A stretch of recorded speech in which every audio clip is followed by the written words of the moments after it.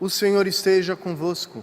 Ele está no meio de nós. Proclamação do Evangelho de Jesus Cristo segundo Mateus. Glória a vós, Senhor. Naquele tempo, vendo Jesus as multidões, subiu ao monte e sentou-se. Os discípulos aproximaram-se e Jesus começou a ensiná-los. Bem-aventurados os pobres em espírito, porque deles é o reino dos céus. Bem-aventurados os aflitos, porque serão consolados. Bem-aventurados os mansos, porque possuirão a terra. Bem-aventurados os que têm fome e sede de justiça, porque serão saciados. Bem-aventurados os misericordiosos, porque alcançarão misericórdia. Bem-aventurados os puros de coração, porque verão a Deus.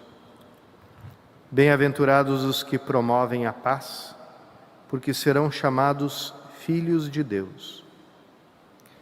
Bem-aventurados os que são perseguidos por causa da justiça, porque deles é o reino dos céus. Bem-aventurados sois vós, quando vos injuriarem e perseguirem, e mentindo, disserem todo tipo de mal contra vós por causa de mim. Alegrai-vos e exultai, porque será grande a vossa recompensa nos céus. Do mesmo modo, perseguiram os profetas que vieram antes de vós. Palavra da salvação. Glória a vós, Senhor.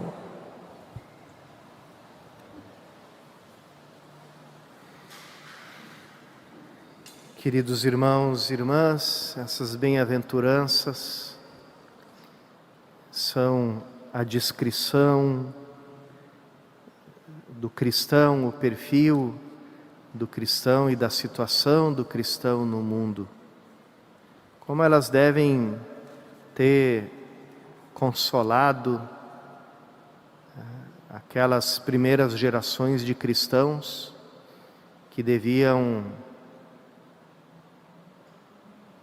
aprender elas de memória e ensinar uns aos outros, repetir a uns aos outros, como algo que te dá ânimo, como algo que não te deixa de desanimar, como algo que confirma que você está no bom caminho e como algo que te enche de esperança, porque te confirma que o teu nome está escrito no reino de Deus, no livro da vida.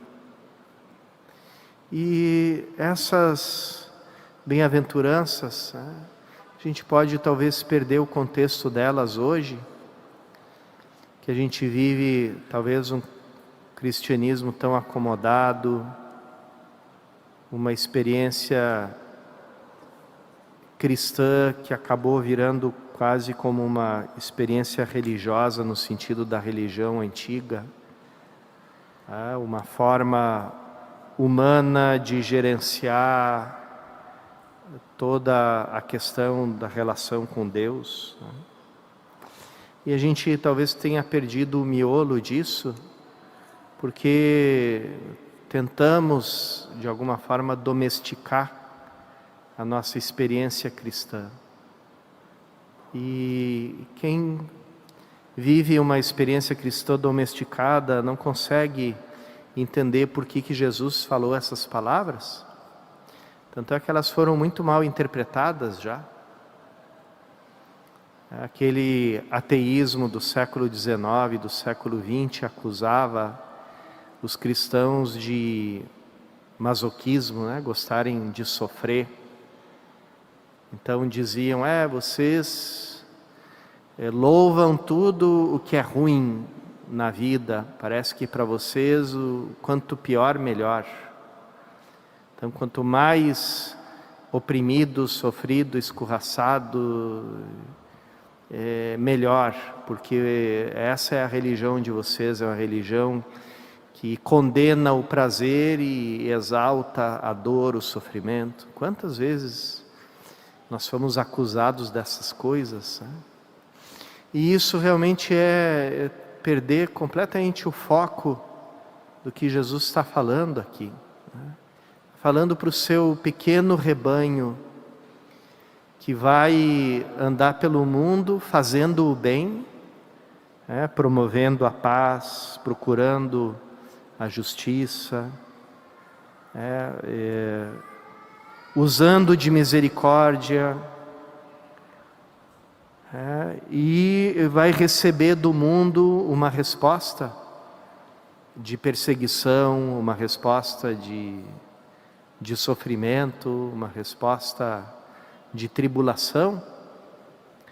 E Jesus aqui, com essas bem-aventuranças, fala para o seu pequeno rebanho, não tenham medo disso, não tenham medo quando chegar a perseguição, não tenham medo quando chegar a dificuldade, quando de alguma forma te oprimirem por causa da tua opção de ser cristão, que às vezes choca, bate contra todas as coisas, que o mundo muitas vezes propõe para a gente.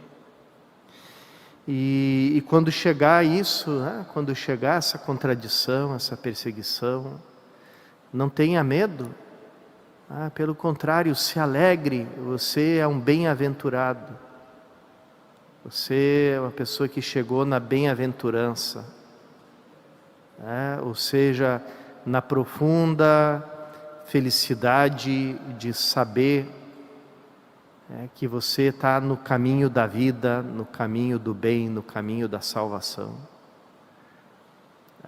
Apesar de toda a dificuldade, de toda a perseguição.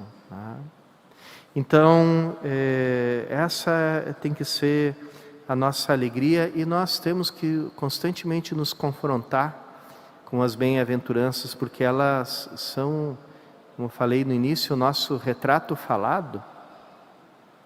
Então, aquele que escuta as bem-aventuranças e não passa pelo seu coração em alguma medida, esse sou eu. Jesus está falando de mim, está falando de alguém como eu. Então aí você tem que examinar, será que o meu cristianismo não se aburguesou, não se acomodou, não se tornou apenas religião, entre aspas, aquela forma institucional de me relacionar com o divino, com o invisível. Porque não é isso que Cristo trouxe ao mundo, Ele trouxe vida, a vida divina, a sua vida, que vive em nós. Que é muito mais que qualquer religião, que é muito mais que qualquer espiritualidade, entre aspas, que é muito mais que qualquer conjunto de valores, por mais bonitos, mais certos que eles sejam. Ele trouxe a sua vida divina para nós, para que a gente viva nele e ele viva em nós. Então, quem descobriu isso, descobriu o que é ser cristão. Quem não entendeu isso ainda está no limiar,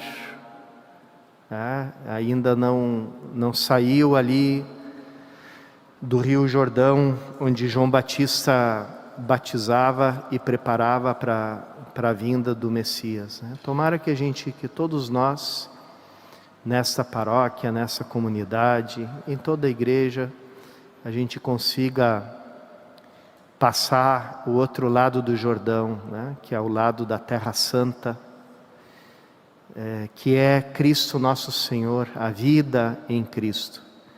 E que experimentando a vida em Cristo, a gente experimente o que realmente querem dizer essas bem-aventuranças.